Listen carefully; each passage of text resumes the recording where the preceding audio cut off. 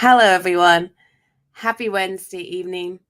Hey, we should all be watching AEW Dynamite, but we're not because last night was Title Tuesday, so there's no Dynamite tonight.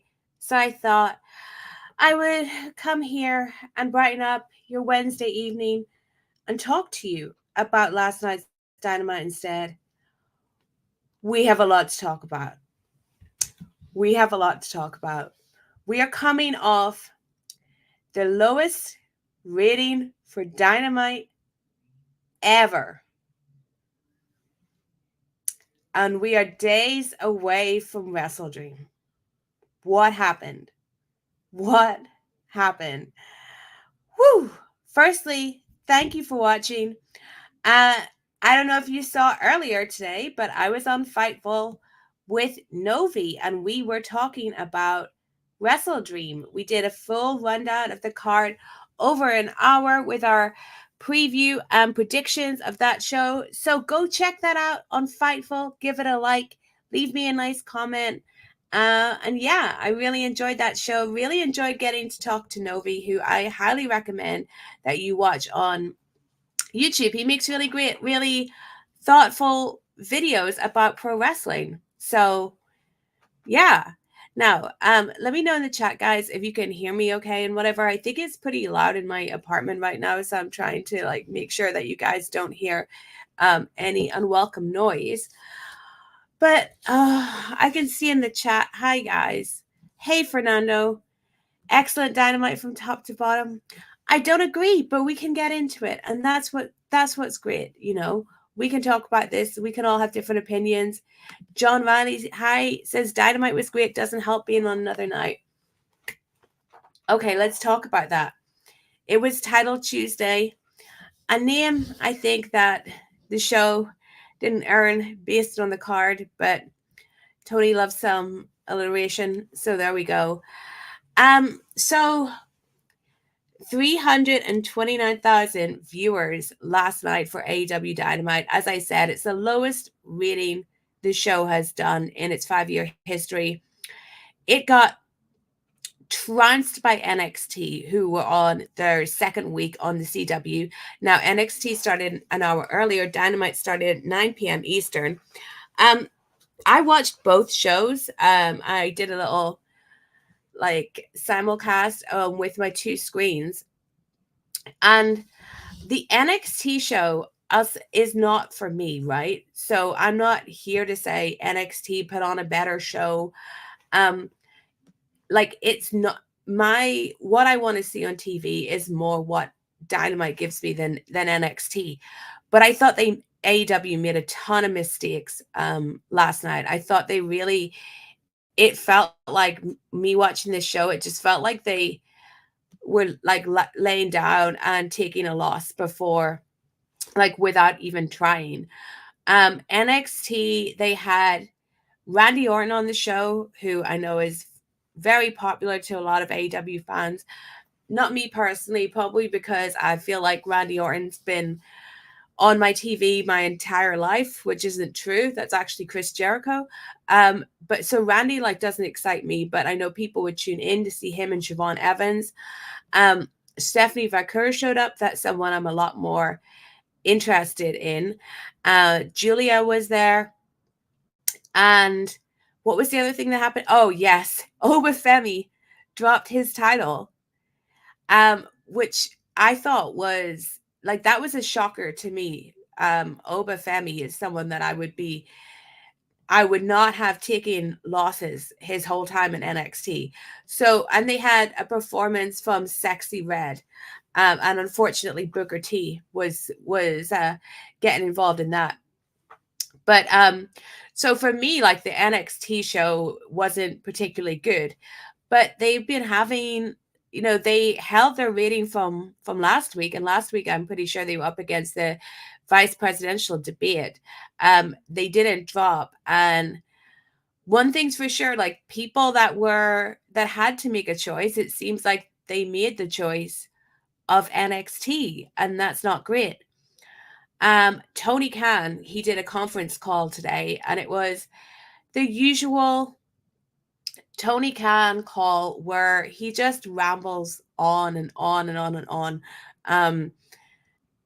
Someone asks him a question and he goes down like 4 different paths before he ends up not arriving at a total non-answer.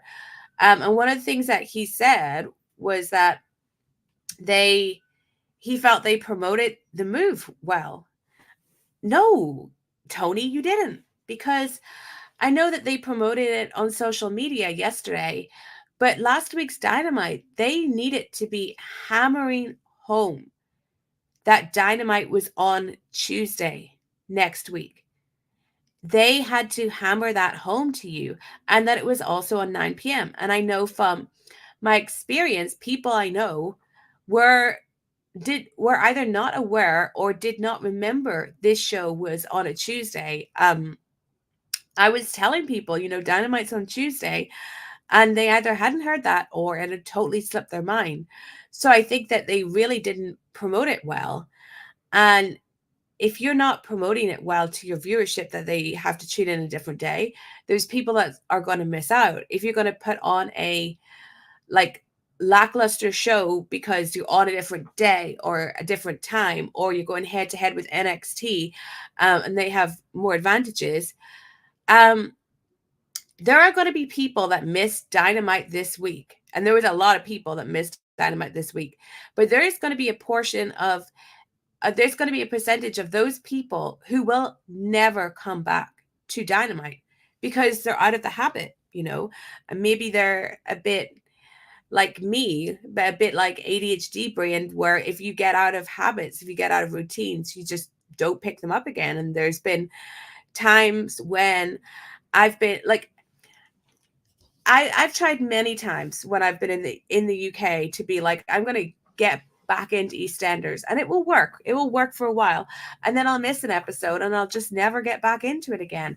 And I think that there are some people that missed Dynamite this week that are never coming back. And I really think they got the rating that they deserved. And yeah, like Lady B Hi says, this is what happens when you rely on social media, maybe too much for your storytelling.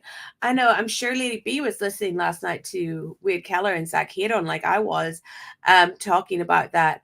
There's frustration in the locker room, even people working in AEW and wrestlers, about how much Tony Khan thinks that everyone is on social media as much as him. They're not. So announcing things, making a big deal of things just on social media is not enough. I think that was proven last night. But I feel like for a go-home show for WrestleDream, it just didn't cut it. And Tony, earlier on the call, he's talking like so emotionally about Bryan Danielson, that this could be the end of Bryan Danielson at the weekend. And I will get into it, but I do not think that has been properly conveyed. And it certainly felt like watching this week's Dynamite when they were talking about this could be Bryan's last ever match in Dynamite. My thought was, I fucking hope not, because this is so like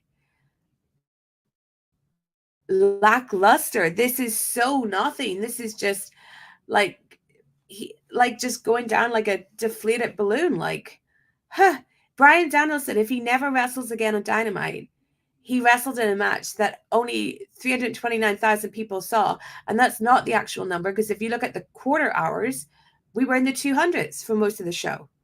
There's about 100,000 of those 329 that fucked off once they realized there was no more Big Bang Theory. Not good. Not good at all. But hey, are you ready to get into Dynamite? Because whether Dynamite is good or bad, there's always fun to be had talking about the show and having fun. I love this. We have a new person, Kervin Abru, who says, you think about wrestling all day, every day, go do something else fun. Man, you go do something else fun. If I'm such a sado, why are you watching me?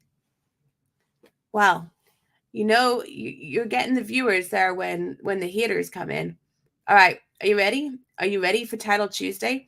So we opened up with one of Jon Moxley's promos that he's been doing every week, these cold opens. And he said that no one wants the blood of the legendary Bryan Danielson on his hands. And he talks about how Danielson's been trying to kamikaze himself, and he brings out the dark side of Danielson, and Danielson's never been comfortable with the dark side that he has. Moxley's ready. There aren't enough people in the state of Washington to stop him on Saturday. What he stands for is too powerful, and he will run into the mouth of war. So while you have a chance, and he hopes one day with Danielson will understand it. It has to be this way. The stakes are too high. And then we had Brian, excuse me, who was talking about an interview that Claudio did earlier in the day with Sports Illustrated about how it might be his last Dynamite. And honestly, my only thought was, I'm glad that Sports Illustrated got kayfabe nonsense from Claudio like I did that disastrous time I interviewed him and he was in a car talking to his friends. That's all I got from that. And I just thought like that was so just like weird to reference an interview that he had done. Like that, like this Danielson and Claudio have been in the BCC for years now, and you're coming up to potentially your last ever match, your last ever Dynamite, and you bring up a Sports Illustrated interview with Claudio. Okay. But yeah, and I think that these promos by Moxley, they've been really cryptic, and lots of hints about other things, other people, what's the higher purpose, what's the higher power. And I said last week I watched Dynamite and it hit me that it's Shane McMahon, and I got very scared. And I know that there's been a report saying it's not Shane McMahon. I still think it's Shane McMahon. I really do. And I think that me and Novi talked about this earlier, but I will just say that if Shane McMahon is there on Saturday, right? If the next time I see you guys, the next time I'm talking to you guys, we are living in a world where Shane McMahon is part of AEW, I will tell you now that no matter how good the spot he does is, no matter how good the moment is, I will hate this. I will absolutely hate this. Wade Keller has a thing where he talks about sugar rush booking, and Tony Khan is in sugar rush booking. And I don't think could be a bigger example of sugar rush booking than bringing in Shane McMahon. And this is nothing to do with Shane's connection to Vince, like this, sins of the father. Even if Vince was not under federal investigation for sex trafficking, I still wouldn't bring in Shane McMahon, because why? Why bring in a guy who is only coming to your company because he can't work for the company that his family founded because of everything, that's happened? They don't want him there or whatever. The last time Shane was in a ring, he tore both his quads, and Snoop Dogg had to cover for him. And I think bringing in Shane will be really disastrous. I think it will be a really, really low move. And it's honestly nothing against Shane McMahon. You hear so many reports of how Shane McMahon is very nice and everything. He's definitely the acceptable McMahon, but I would not bring him into AEW. And I think that him just appearing on AEW will be a really sad look at like how far we've come from the original. AEW is here to offer an alternative to challenge WWE. I think we've come a very long way.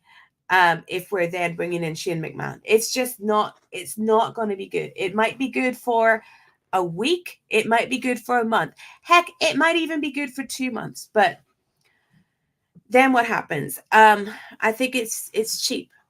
Will Cooling, hi. That's very nice to see you, Will Cooling, who says, I think bringing Shane in is the type of thing you can do when you're strong. When you're weak, it just looks pathetic. Yeah, I think it does look pathetic. I really do. And Shane, you know, it's not a coup to get Shane, right? It's not like when you got Bryan Danielson. It's not like when you got CM Punk. It's not like when you got Chris Jericho. You're not getting Shane because you're the better company or anything like that. You're getting Shane because he's mad at his own family. And I would not want to put myself in the middle of that or associate myself with that in any way. Like, just stay in your own lane and do your own thing. But I do think we're getting Shane. And I really, really hope we're not. And even if he doesn't come in with Moxley, I do think we're getting him because I really think that's the kind of thing that Tony Khan would do. Okay, let's move on. Darby Allin and Brody King had a face-to-face. I thought they came out with a lot of fire. And Darby is not the best talker, and he doesn't script himself the best either. So he called out Brody King because Brody King had jumped him to accept his challenge. And then we got Darby Allin doing this thing where, like, the Wrestle Culture boys describe it as being an AEW mascot. And he does do that a lot, where everything is very much like, I love AEW, very like rah-rah. So he's talking about how he got to AEW. Brody King was stuck in Ring of Honor. Ring of Honor went on hiatus, but before Tony Khan purchased Ring of Honor, Darby got Brody to AEW, and Brody bought his parents a house. And then he said that he's like the face of AEW and he does all this promo work. He appears on radio shows. And then Brody King was like, well, you're the guy that's going to go climb Mount Everest. And if you don't ever come back, I'm going to take your spot. And then Darby slapped Brody. Brody laid him out. He went to choke him. And then Darby had a rock in his jacket, not a Dwayne Johnson, an actual rock, and hit King in the face with it. I was like semi okay on this promo, and then when I heard John Pollock like word for word recap it on the post Dynamite review, I was like, yeah, this was rough. Darby Allin, he's a great babyface. He's gonna be a babyface always. He's one of the biggest success stories of AEW. He's completely homegrown, and he is someone who, in these 5 years, despite never winning the big one, has not been diminished. Because who are the four pillars? Darby, Sammy, Jack, and Jack. Darby, Sammy, Jack, MJF, right? MJF hasn't been diminished, even though there's stuff he's done that I don't like. Jack, it's very up and down as far as his development goes. Sammy, I think that's an unsuccessful pillar attempt. He has crumbled. He's not holding up his end, that's for sure. But I think Darby, other than MJF, has been the most consistent one. And even though he's not reached the heights of MJF, people still want him to reach those heights. So that's something at least. But when I see this guy, this very alternative skateboarding guy, come out and say, I do radio promo, I'm like, dude, what? Like, what? It's as if he's like, I don't know, become like a corporate goth or something. Like, I joke all the time that CM Punk, the CM stands for capitalist punk. I mean, CM Darby, company man Darby, it's just kind of too much. And I don't think it works with what his character should be. He's this baby face, and we love Darby Allin and we believe in Darby Allin, and we're grateful to AEW for putting Darby Allin on national TV in a position that we know WWE would never put him in. But we don't need to see Darby being this rah-rah. His delivery is better than Dax Harwood, but this rah-rah AEW guy. I think him and Brody are going to have a really good match. Brody's perfect opponent for Darby. They've worked together really well in the past, so that's awesome.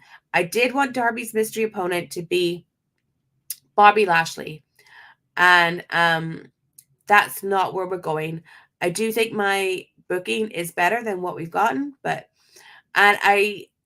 if this was what we were going to get between Darby and Brody on the Go Home show, I don't know why Brody answered the challenge, why it wasn't just a surprise for WrestleDream, because to me, this wasn't worth giving up the mystery of who Darby's opponent's going to be.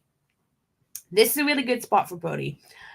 My theory on why Brody's getting this spot is I think they want him to be separated from the House of Black because Buddy and Malachi are their heart is not in it, shall we say. They're not the best at turning up for work, or they're not the best at like laying down for a pinfall. I think they cause quite a few problems with how they behave, and I think Brody is the one that the company likes a lot more, and they probably think, wow, imagine if Brody wasn't connected to these two guys. So they're giving him a bit of a singles push. So that's cool. I think the match is going to be great. I just wasn't into this segment. Oh, hang on one sec.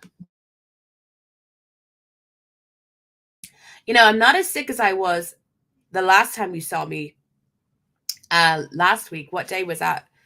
I think Thursday, but I'm still not 100%. I don't think I'll ever be 100%, to be honest, but it is what it is. I got some tea. The next thing we saw was Daniel Garcia, and we'll get to that. Then we had a match between Hologram and Commander. This was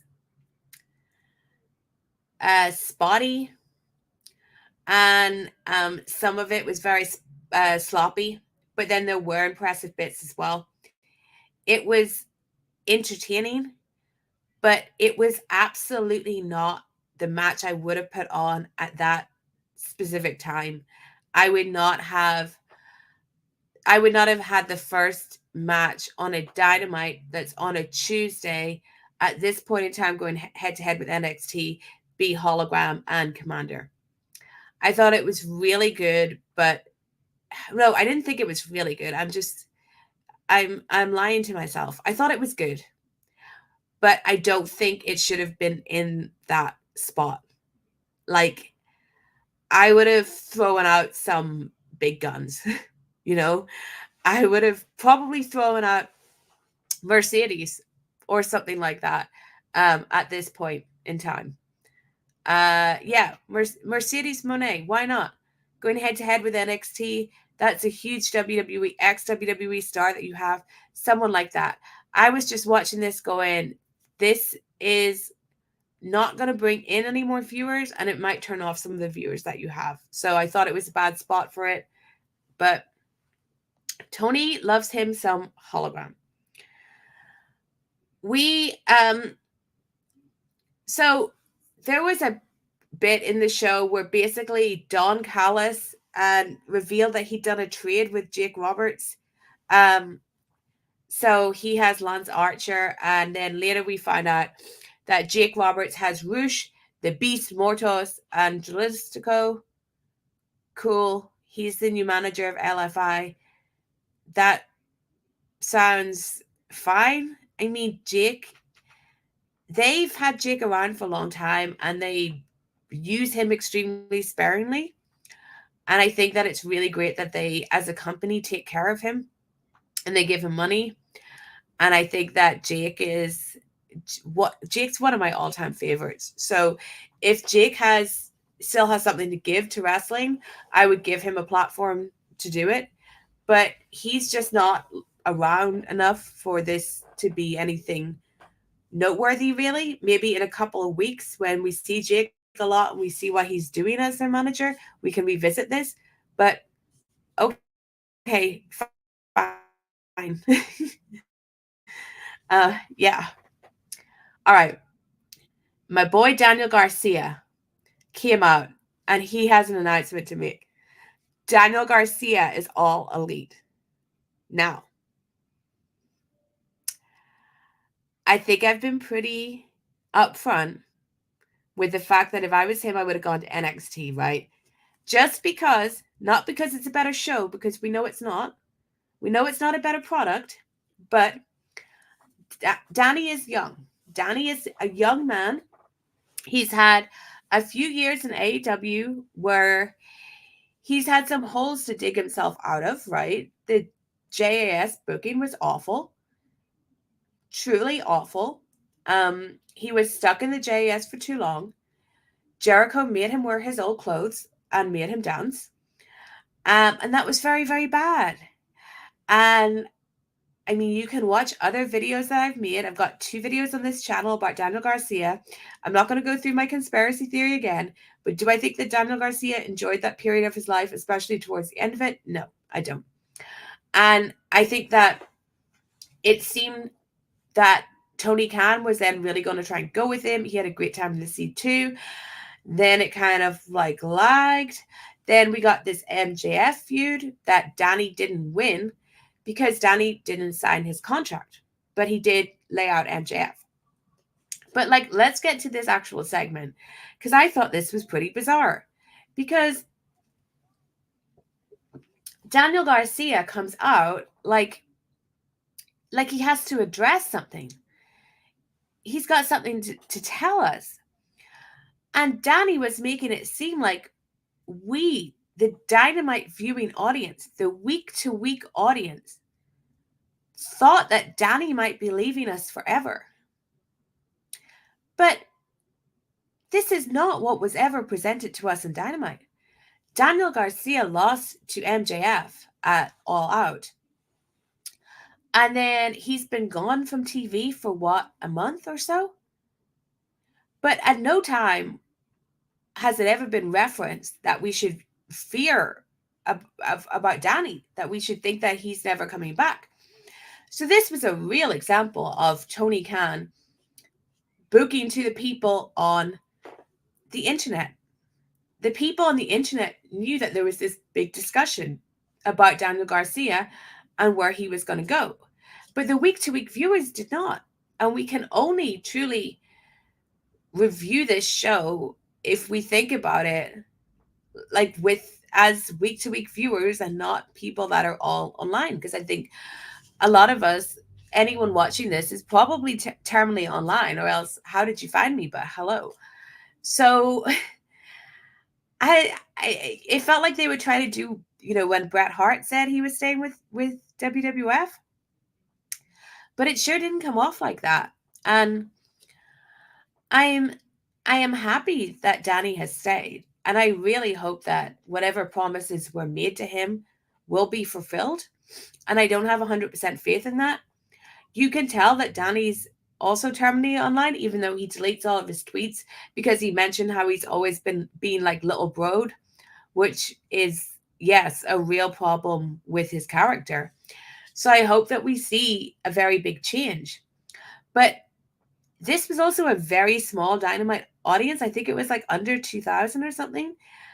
And this just didn't come off like intended. I have to think about, you know, I have to put myself back in time to the days before I had the internet and I was watching Nitro.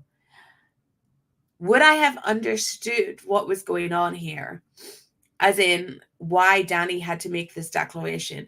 Probably not, because stuff hadn't been mentioned on the TV. And also, like, coming out and declaring yourself the way that he did, I mean, of course, he's not going to come out and say, hi guys, I've got a big announcement. You can now see me on the CW every Tuesday over in NXT. He's not going to say that. So why have him do this segment? I would much rather that he did something where we know that Daniel Garcia has signed with AEW. You can leak it to Sean Ross Sapp. You can leak it to Ibu. But the actual segment on the show is just him making a really big statement. You know, it like later on, we saw him meet some friendly people backstage, including Colt Cabana, who I hope had the right socks on. And he was approached by Shibata. And Shibata has a match against Jack Perry at WrestleDream that Jack Perry is definitely winning. And I think that Daniel Garcia is Jack Perry's next opponent and that Daniel Garcia is going to beat him. So what I would rather have happened is Daniel Garcia be arriving at Dynamite. So all of us people who are online enough to know that his contract was coming up, the very fact that he's arrived at Dynamite and it's October, we know that he's re-signed and we'll be waiting for that tweet from Fightful. And he can just go confront Jack Perry backstage. Something like that, I think, would have been a lot better. But I am very happy to see Daniel Garcia is going to be staying in AEW because even though, as I said, if he had asked me, if he had, come into those DMs and said, Steph, what do you think I should do? I would have said, you're young. You should go have a shot at NXT. Go do it, sweetheart. You're young enough to make mistakes. I would have said that. But I also would have said that I'll support you no matter what. So I am glad to see that Danny Garcia is staying around AEW. And I really hope that big things are coming his way and it's not just empty promises. Okay, so we then had a women's match that changes had to be made to because Britt Baker isn't well. Get well soon, Britt Baker. So it was Willow Nightingale, Saraya, Nyla Rose, and Jamie Hayter, and the winner got a women's title shot at WrestleDream. Mariah May was on commentary. I did not think this match was very good.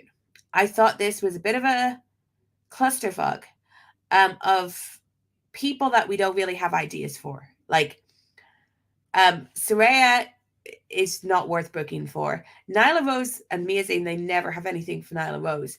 Jamie Hayter had a big return and it's been very flat, not due to her, to the booking. She hasn't even cut a promo, I don't think. And obviously Willow is like the standout star of the division. So at some point in this match, Penelope Ford returned and took out Jamie Hayter. So I guess that's where Jamie is going next. And no offense to Penelope Ford, but I think a lot of us, after waiting over a year for Jamie Hayter to return, expected bigger things when she did. Then a feud with Saraya, of all people, and then Penelope Ford. Huh. But yeah, I thought the match was a lot of crap going on for crap's sake, to fill time and whatever. Mariah on commentary wasn't great, really. And I think it's the problem that we have with her character is that she doesn't seem to have one or know what it is since having to drop the Imitating Tony Storm. So either she thought of this Scooby-Doo joke or someone else did. And she just repeated it the whole match, calling Jamie Hayter Daphne because they both have red hair. And it just, it wore on me. And it was one of those instances where they have a wrestler on commentary where it just really doesn't work and kind of takes you away from the match because it's more irritating. And I felt that way. But Willow won. So Willow, later on after winning, she just took Mariah May out with a pounce. That is the best thing that's happened since Mariah May won the title because the feuds have not been good. I would switch the title to Willow because everyone loves Willow and let's just give her a chance with the big one. I would really love to see that. And Mariah is very much waiting for the return of Toni Storm and for whenever Mina Shirakawa pops up. And we don't need the title for that. We don't need the title for that. So Willow to win.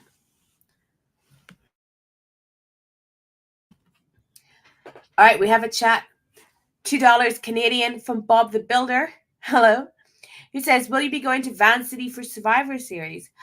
I won't, Bob, unfortunately. Survivor Series is when? Is it November 30th, maybe? I'm in Toronto, and Vancouver's very far from Toronto. And I'm not able to go because of my plans. I'll actually probably be gone from Canada at that point. I am going to Full Gear in Long Island. I'm going to Chicago for Dynamite the week after that. And then I'm back to the UK. So unfortunately, I won't be going to Survivor Series. I wish it was in Toronto. It can't be because we just had money in the bank. But I wish I could go, but I'm not. But thank you for that super chat, Bob. Okay. We then had a segment with the learning tree. So Bill, Brian, and Chris were in the backstage area that looked more like a high school or something than the backstage of an arena. And they're just walking around. And who do you think that they happen across? It's only Rocky Romero. Rocky Romero, who's just standing there.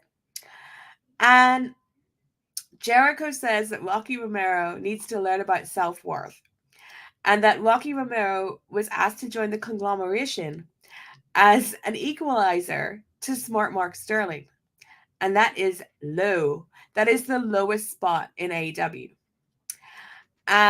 And then he said he'll be Ring of Honor champion this Saturday. And Brian Keith was like, listen to Chris Jericho. This segment was really, I thought, badly shot, produced, directed, all of it. I don't know why they chose this weird hallway corridor to film it in, but it was not good. Nobody came off good here.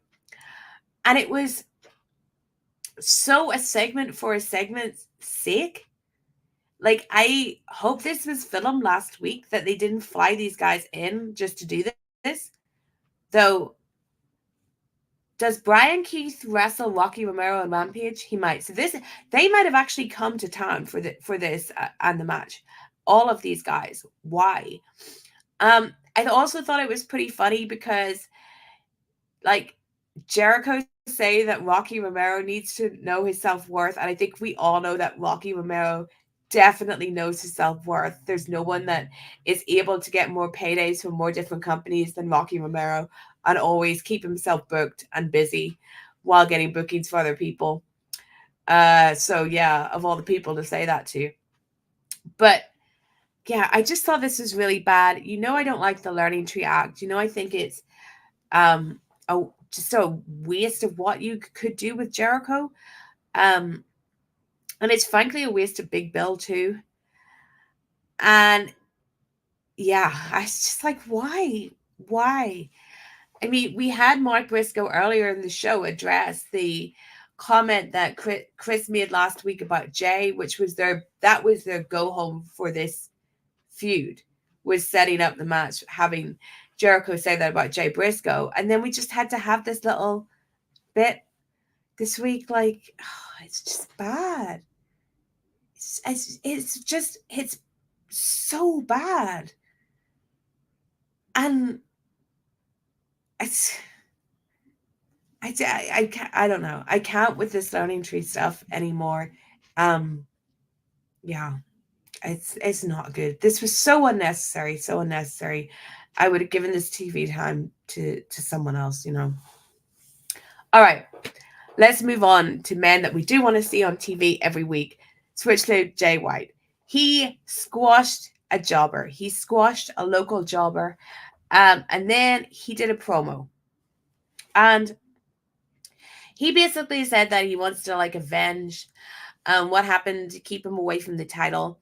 So he's going after Hangman, and he'll be going after Christian next, I guess.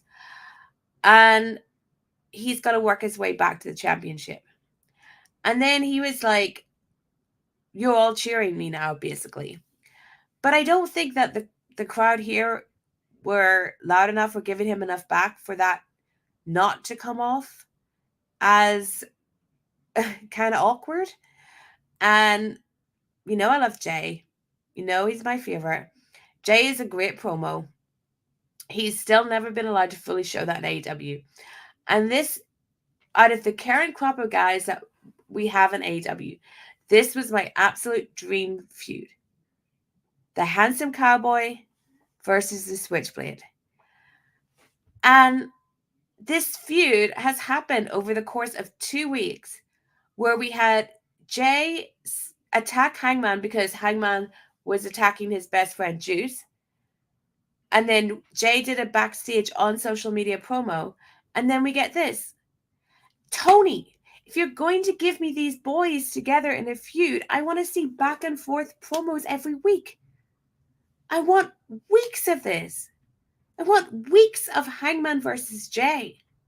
So this better continue past WrestleDream because we haven't got enough out of it. Go watch some of the stuff these two did together in New Japan. And Jay was very, very good. And Hangman hadn't found himself yet. So Hangman would be even better now if you put these guys in back and forth. I think their match is going to be really good. And I hope so much that it's really good because I think Jay really needs that because there's people like me that are telling you that Jay is the one, that Jay deserves better, that Jay's not being used well by Tony Khan. And he's been used so badly that he's never really gotten the chance to show it. Like, think about what a disaster that match with MJF was because of all the booking that MJF did around it. So I hope that Jay and Hangman steal the show. But I want more from these two. I don't want just like a 2-week build where they don't even like go nose to nose. It just wasn't enough. But I'm very excited for the match. That's going to be, like, that's the match I'm looking forward to most at the weekend. Hangman Page versus Jay White. Jay White's birthday today as well. Happy birthday, Jay White. My mother informed me, my mother, Jay White's biggest fan, informed me that it's also the birthday of the late John Lennon, another one of her favorite men. So there you go. Happy birthday to both of them. All right. Let's take a sip of tea before we lay into Hook, shall we?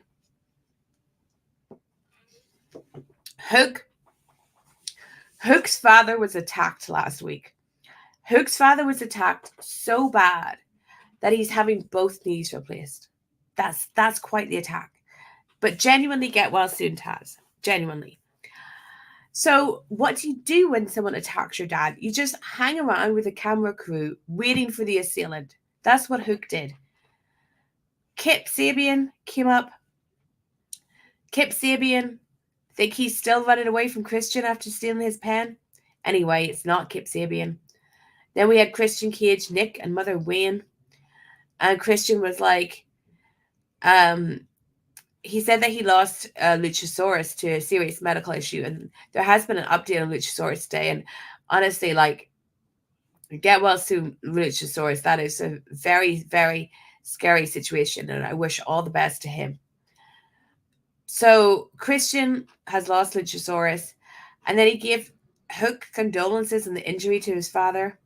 And then they walked away. But because they did not confess to the crime, Hook was left standing there. So wherever they were the other night, was it Spokane? Hook is still standing in that arena. Hook's still standing there as we speak, waiting for someone to tell them that they attacked his father. Hook's not going to be in the pay-per-view. He's stuck in Spokane, waiting for his dad's attacker. Hook, as I said, is not a good talker. And he is constantly put in situations where he is exposed as not being very good at many different things. And this, being able to like carry this and the emotion of this This was very bad. I don't know what high school production of West Side Story lost hook last night, but yeah, not good. We had Mercedes Moné defeating Emi Sakurai to retain her TBS and Strong titles. This is a fine match. Emi Sakurai doesn't get on TV much, but when she does, it always causes a bit of buzz. She's someone that's got like a small but loyal fan base, shall we say. But it was all about the post-match. I'm sorry about the coughing. Who came out? Chris Statlander. Chris Statlander was the main character on Twitter over the weekend when everyone realized that Chris Statlander randomly turned face and dropped Stokely Hathaway, and people demanded answers. So we had an altercation here between Chris and Camille, which was visually very exciting. If Chris is the next challenger for Mercedes, I think that's awesome. But what happened with Chris Statlander? We were just talking earlier about how Mariah May, they clearly had nothing for her once she beat Toni Storm. And we've seen the effects of that. Chris Statlander was in a feud with Willow that went on for many months, but people really enjoyed it. They finished that feud with a banger of a match, like an absolutely amazing match, especially in the circumstances that it was in. It was so good. And so we have Willow going off to face Mariah. That's really good for Willow. She didn't get there immediately, but she found her way to the women's title. Chris, I think she suffered an injury in the match, so she was kept off TV. And they just turned her face with no explanation. She just suddenly was like, I've never been on my own. I want to be on my own. Fair enough, girl, but she came off so well in that feud and that match, and there's real like momentum behind her. People are super into Chris Statlander. That does not mean you have to turn her face, because we're all adults. We know she's playing a heel. But what you need to do is give her something substantial. And if you don't want to keep her with Stokely, or if her and Stokely don't want to be together, who knows? Who knows in this company? You know, who knows what the truth is? But whatever it is, the fans and Chris, the character, deserve an explanation. They deserve something. Like, what if we're teasing Chris and Mercedes, and Stokely is like a little weasel and tries to get Mercedes to take him on, like behind Chris's back? Even something really, really small. Like, what if Chris Statlander like opened up Stokely Hathaway's briefcase one day, because you know he's got a briefcase, and found a love letter to Mercedes, and then she was like, I can't keep you as my manager, Stokely, I don't trust you. Right? That's a crap storyline. But it is at least some kind of explanation. But they didn't even give us that. And all this work with making Chris, who is a very likable person and a very good wrestler and had a great association with the best friends, you put all this work into making us not like her, only for her to turn around one day and be like, oh, you guys can like me now. It was, I think that's very, very bad. I still don't think that Tony is good at booking women. And I think that there's been little highs this year, more than usual. Okay, Tony and Mariah was a high as far as long-term storytelling. And Willow and Chris was a high. But on the whole, still not good.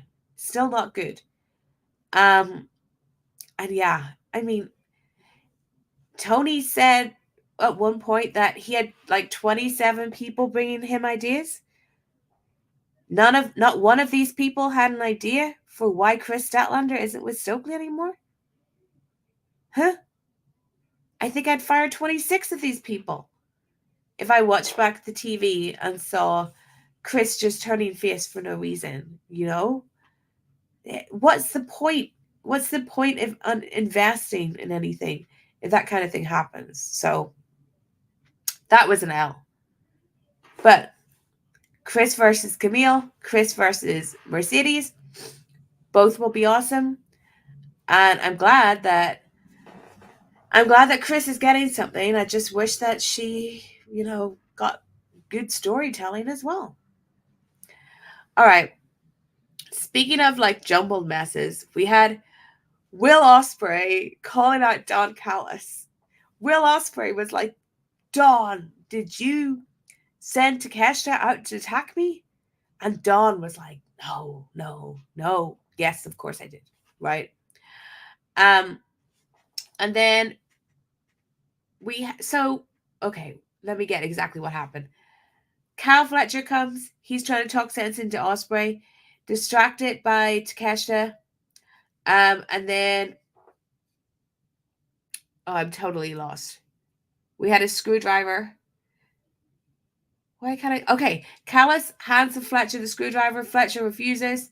Takeshita wants him to do it. Ospreay fights with Takeshita. Callis pulls him back. Takeshita hits a forearm. He goes for the belt shot. Ricochet jumps up. They all go.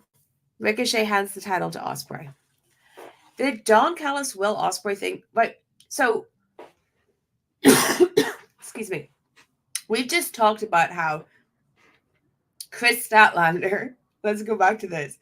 Chris Statlander is, they don't deem her worthy of giving an explanation to why her and Stokely broke up, right?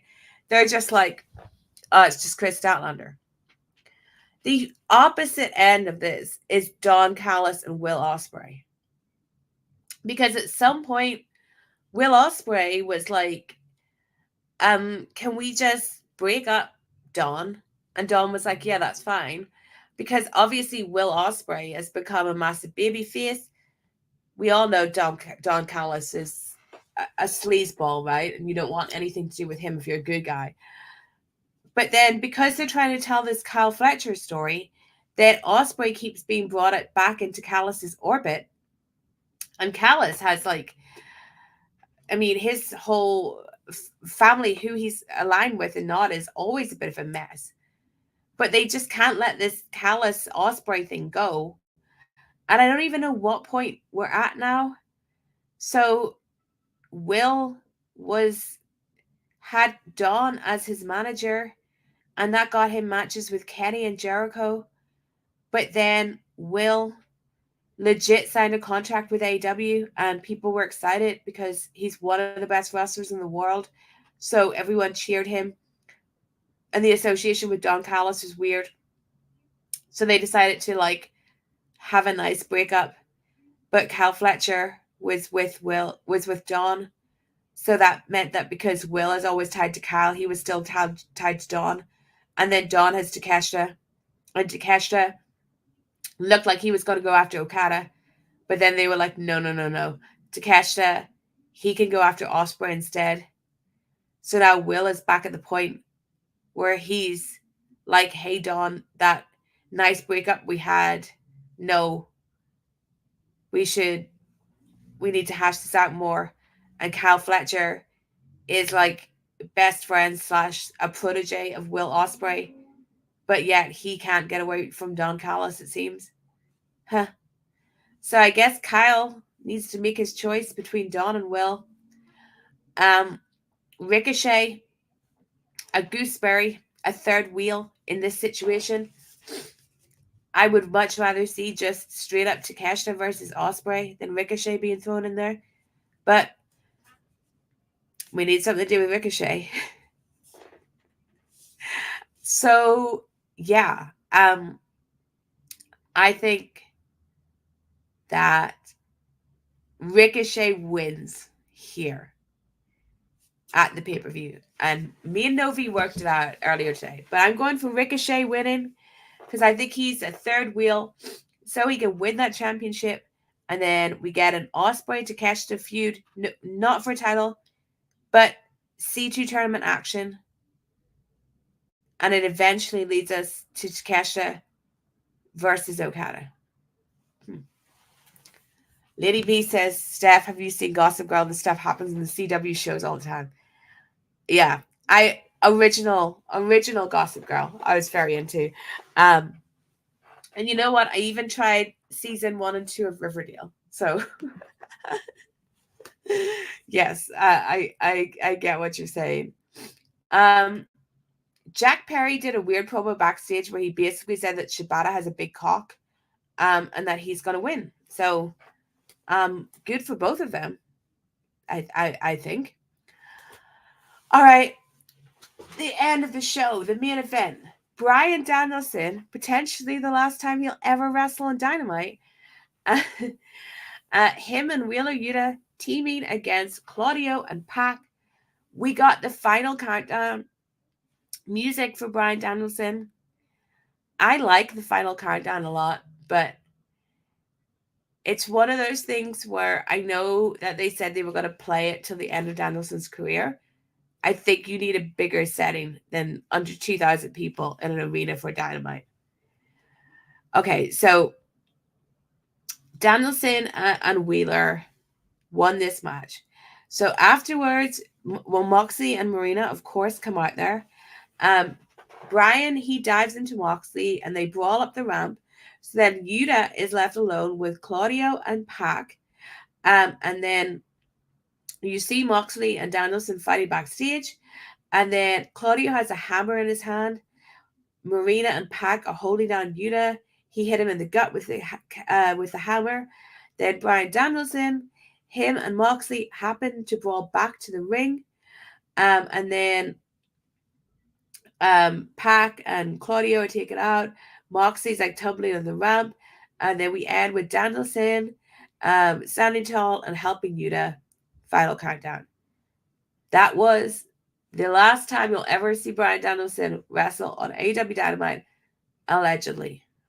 What a wet squid. Do I think Wheeler Yuta is turning? No, I think we're past the point where he could turn. I think this match on Saturday is hard to call because I just can't believe this is how it ends for Bryan Danielson. Like this lackluster bad booking. But I feel like they've done so much since Wembley. They've like triple speed it, like put it on triple speed that it has to end now. So I think there's another story behind this, like a real life story. Like perhaps he's more injured than he thought he was, something like that. Jon Moxley, I can't see losing because he's doing this character that's so dark and evil and all of that he can't fall. Like a villain that great can't fall at the first hurdle, can he? No, or how can we ever take him seriously again? So I think Moxley's winning, but I'm not putting anybody on it. But I don't think Wheeler's turning. And I think that if Bryan is done for, then Wheeler Yuta should be this nice baby face that like fights on in his memory. And it will be really cute. And I think that he's earned that. I think it's lazier to turn Wheeler Yuta heel than it is to keep him face, honestly. But that was Dynamite. That was Title Tuesday. That was the last Dynamite of Bryan Danielson's full-time active career, allegedly.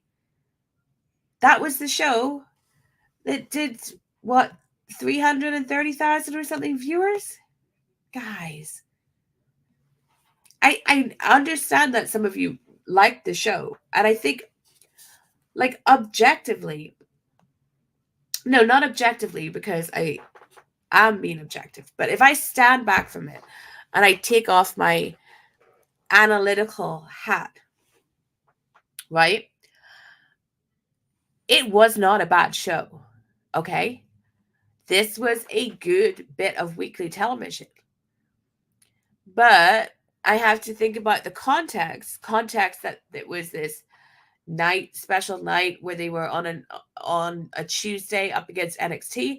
I have to think about the fact it's a pay-per-view go-home show. I have to think about the fact that we're doing this storyline with Bryan Danielson. When I put all that stuff into the mix, I'm like, no, this wasn't a good show. Huh? You know what I mean? So if you enjoyed it, that's awesome. There were good matches on it, and there was some good character beats. But the whole picture for me, I looked at that rating and I'm like, I think you probably deserve that rating. And they need to get better at promoting when something like moving to Tuesday happens, and stop this terminally online stuff. Okay? Anyway, look, guys, it's a Wednesday night. It's just hit 9 p.m. over here in Toronto. If you have any questions for me, get them in while we wrap this up. But thank you guys for joining me at another time. That was really good. And I have a question for you. Do you want me to do a review of WrestleDream, like one of these for WrestleDream, probably on the Monday? Would you like me to do that on Monday at maybe 12 Eastern? Let me know, because whether I love or hate the show, I'm up for it. I will have like an hour to talk about it, so I might have to skim through the lesser matches, but it might be fun. So if you're up for that and you're up for watching that, let me know, because if I can get the viewers, I will do it. Okay. Jack says, do you really think Shane is going to show up? We talked about Shane earlier. I honestly do think Shane is showing up. And I'm so scared. Why? I think he is. There was a time when I thought that AEW would never do this kind of thing, right? And I kind of liken it to Ric Flair. And I'm not talking about, because I know that I have moaned about AEW hiring Ric Flair because of the allegations against Ric Flair, right? Let's park those and put them to the side. But when Ric Flair came in, it was like, and remember, we're parking the allegations, so he's just the legendary Ric Flair. It was like, oh, that's nice for Sting's retirement, but number one, like, there was also the fear, because they brought him in a couple months before Sting's retirement match. Are we going to have Ric Flair on TV every week? What is Ric Flair actually capable of doing? Like, and it's like, oh no, we've got Ric Flair. Now with a company that has Ric Flair. I kind of feel like that about Shane, but for like completely different reasons. And if Shane turns up on Saturday, there's a lot of people that are going to enjoy it. There are a lot of people who are going to pretend to enjoy it because it is AEW taking a really big swing. And they want to be positive. But there will be some people that genuinely enjoy it.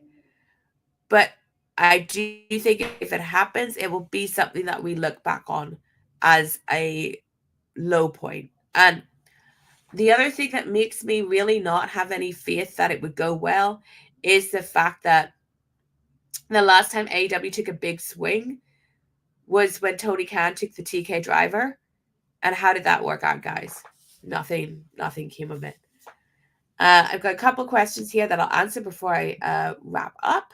Let me.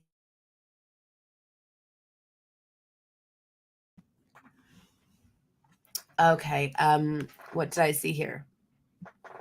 Fernando, do you think Queen Aminata can be a top star in the women's division? Absolutely.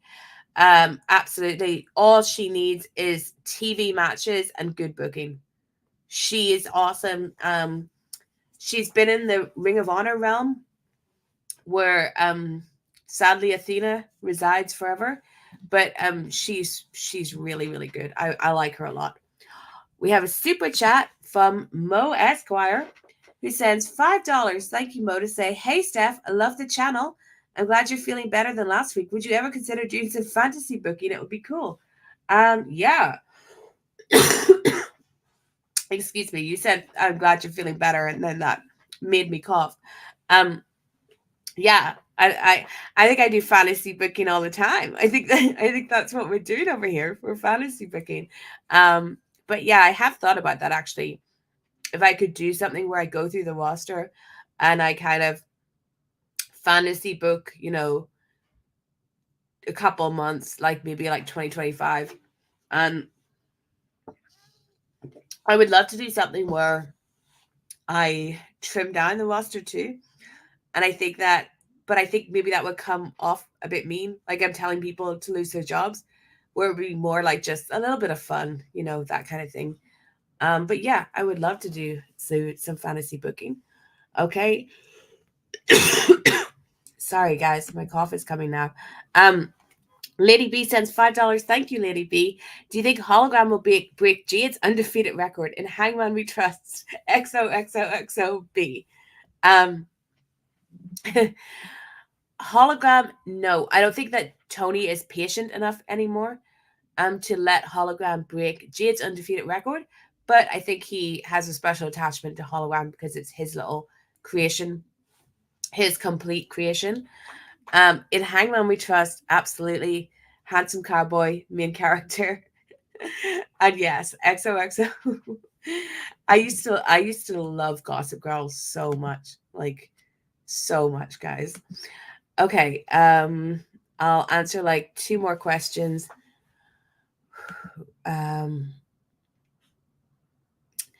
If you're Tony Khan, how do you improve the viewership situation, says Maria. I think that's very hard. But I really believe that AEW was at its best when it was an alternative. Though the problem is that WWE was shit then. So it's easy to be a good alternative when you're up next to something that isn't good. And WWE is really good right now. I think that there were a lot of people that just hated WWE and they wanted another American promotion. And then there were a lot of people that just wanted WWE to be good. And I think that we've lost the people who just wanted WWE to be good because it is good now. But I think they really need to move away from bad WWE tropes. And the minute they started becoming more sports entertainment and like genuinely bad sports entertainment, not in the JS jokey way, I think that's when a lot of people dropped off. So I focus on what makes AEW great and different and don't try and be like anything like WWE. And when I hear Tony talk about like, oh, there's 27 people that send me ideas and blah, blah, blah. Like, I just think that there were days when there weren't so many cooks and so many WWE pilled cooks, All right. Last thing, favorite thing about Toronto, the people. I love the people here. It's great. I'm going to be really sad when I leave. But I hopefully won't be gone for long. But, I can't stay here forever. But I love Toronto a lot. The other great thing about Toronto is that it's on Eastern time. So I get to watch Dynamite at a normal hour. And I get to talk to you guys at fun hours like this. So, all right. That's me. Thanks, guys, for joining me at a totally different time on a Wednesday night at 8. Did I promote it well enough? I hope so. Okay. I think you guys want me to do a WrestleDream review. So I'll hopefully get that set up. Let me look at my calendar. I've got I have a tablet now as well that I bought last week because I'm writing a book and I wanted something to bring with me everywhere. So a tablet is way better than this laptop. All right.